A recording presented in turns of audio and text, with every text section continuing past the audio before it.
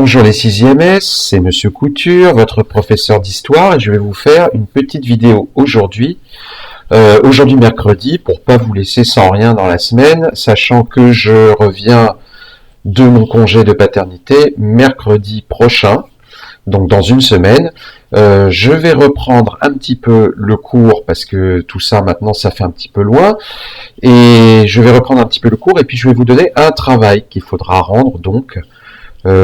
Qu'il vous faudra avoir fait pour mercredi prochain.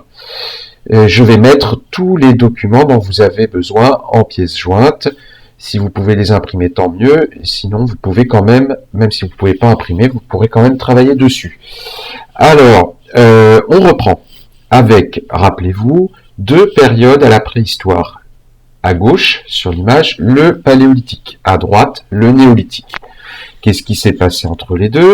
Eh bien, d'un côté, on a des nomades qui se baladent et qui prennent leur nourriture sur les arbres, qui chassent les animaux sauvages et qui se déplacent, en fait, dès qu'ils ont exploité un territoire, eh bien, ils vont en exploiter un autre. Ils sont en permanence en train de se déplacer. Tandis qu'à droite, on est en 10 000 avant Jésus-Christ. Eh bien, ça change complètement. On a des maisons, on a des champs, on a des animaux d'élevage. La vie change complètement, et le plus important, c'est que les hommes, les humains, passent de nomades à sédentaires.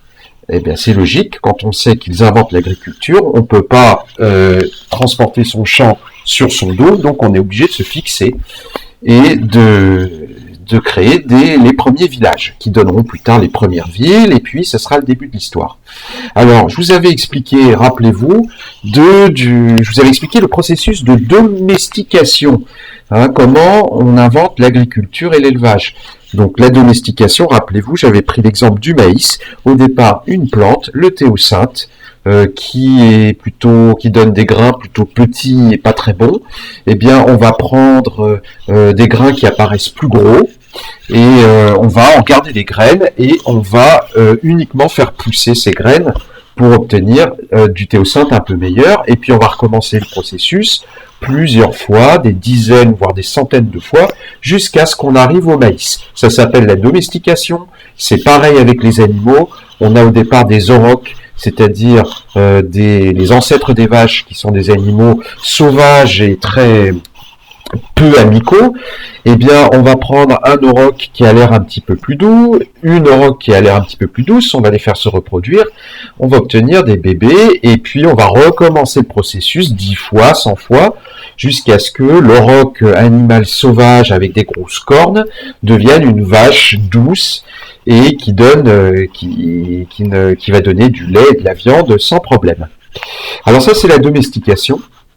Et tout ça, on avait à la fois localisé et daté. Donc localisé, on avait dit que ça commençait en 10 000 ici avant Jésus-Christ, dans une région du monde qu'on appelle le Proche-Orient, que ça se diffuse un petit peu partout, que ça apparaît aussi en Amérique, et vous voyez sur cette carte, on a à la fois les plantes, maïs, sorgho, riz africain, et les animaux, le bœuf. Ici le mouton, la chèvre, le bœuf, le porc, le chien, le poulet, etc. Donc la domestication et des plantes et des animaux, c'est la naissance de l'agriculture et de l'élevage.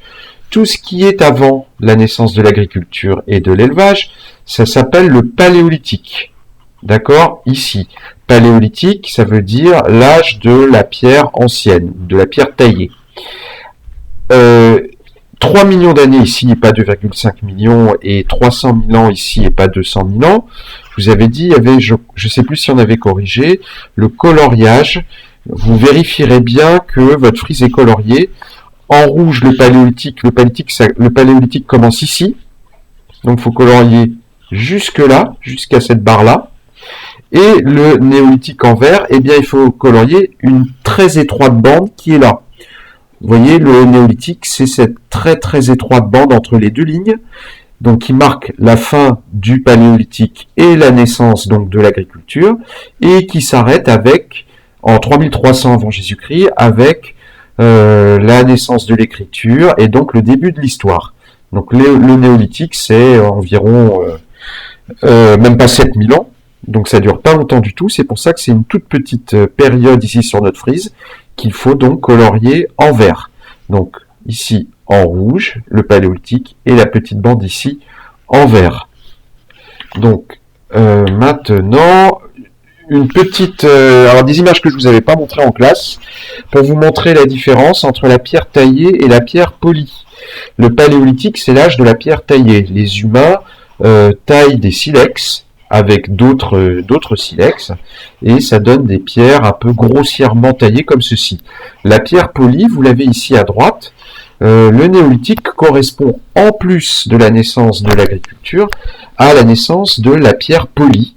Vous voyez que c'est beaucoup plus régulier, c'est beaucoup mieux fait, et c'est cette pierre polie. Alors faut frotter pendant longtemps pour obtenir cet effet comme ça aussi lisse. Donc la pierre polie correspond à la naissance de l'agriculture aussi parce que grâce à la pierre polie, on a des outils beaucoup plus efficaces pour défricher, c'est-à-dire enlever les mauvaises herbes, couper les arbres pour préparer les champs. Donc ça va ensemble, hein. Pierre taillée, c'est le paléolithique, pierre polie, c'est néolithique. Alors maintenant, je vais vous montrer... Oui, alors il y avait le cours aussi, donc ça je vais vous le mettre. Ce cours, je vais vous le mettre en pièces jointes, donc il faudra le recopier sur votre cahier. Je ne sais pas si certains l'ont déjà fait, il fallait compléter les trous. Donc voilà, je mets la correction tout de suite. Donc c'est petit 3, je crois, la révolution néolithique. Vers 10 000 avant Jésus-Christ, au Proche-Orient. J'ai daté, j'ai localisé. L'agriculture et l'élevage apparaissent. Puisqu'ils se mettent à cultiver la terre, les hommes cessent d'être des nomades et deviennent des sédentaires.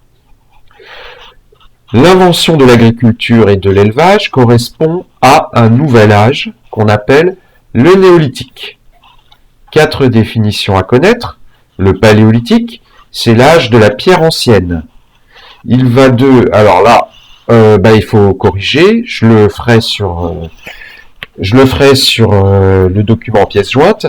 Ça va de 3 millions d'années à 10 000 avant Jésus-Christ. Donc ça va de l'apparition des premiers humains jusqu'à l'invention de l'agriculture. Ensuite, vous avez le néolithique, c'est-à-dire l'âge de la nouvelle pierre, qui va de 10 000 avant Jésus-Christ à 3300 avant Jésus-Christ, moment où on invente l'écriture et début de l'histoire, fin de la préhistoire, début de l'histoire. Et 2 autres définitions, nomade, personne ou groupe qui n'a pas d'habitation fixe.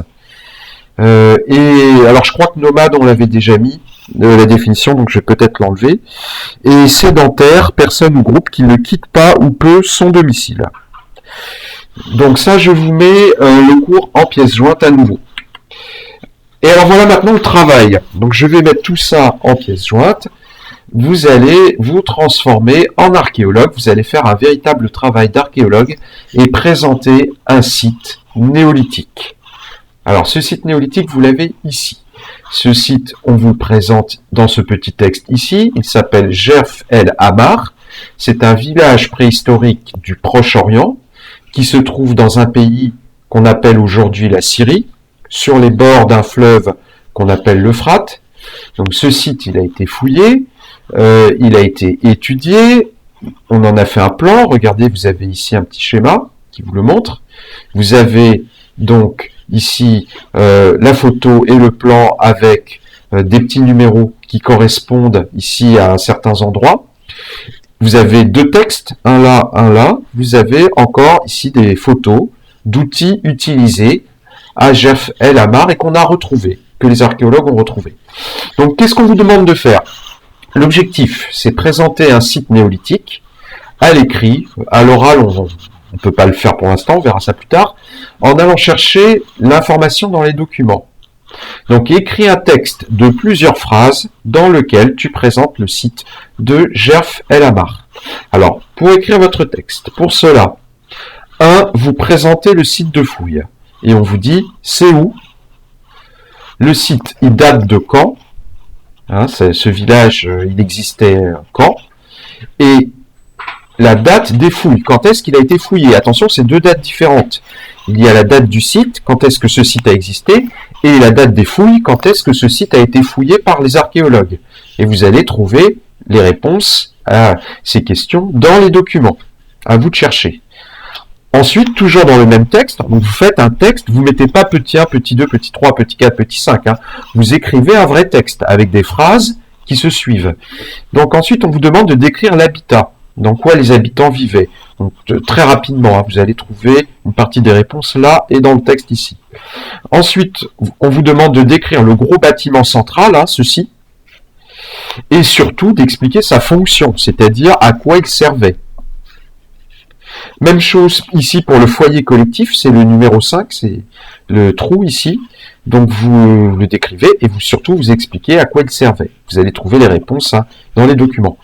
Et enfin, tu décris les activités des habitants, comment vivaient les habitants, quels outils ils utilisaient et quelle nourriture ils mangeaient. Vous allez trouver ça là et là. D'accord? Donc un texte. Pas de phrases séparées avec des numéros, mais un véritable texte écrit sur les lignes ici ou sur votre cahier, dans lequel vous faites un véritable boulot d'archéologue, c'est-à-dire que vous décrivez un site ancien. Vous décrivez ce site d'abord en le datant, en le localisant, en expliquant quand les fouilles ont été faites, en décrivant l'habitat, en décrivant certains bâtiments qui n'est pas l'habitat mais qui visiblement a une fonction spéciale, et en retraçant comment les habitants vivaient, qu'est-ce qu'ils mangeaient, quels outils ils utilisaient. Voilà, je vous mets ça. Alors ici, je vais voir, peut-être je vais vous mettre ça. Je vais voir comment je vous mets ça en pièce jointe. Mais tout ça, vous allez l'avoir en pièce jointe. Donc le mieux c'est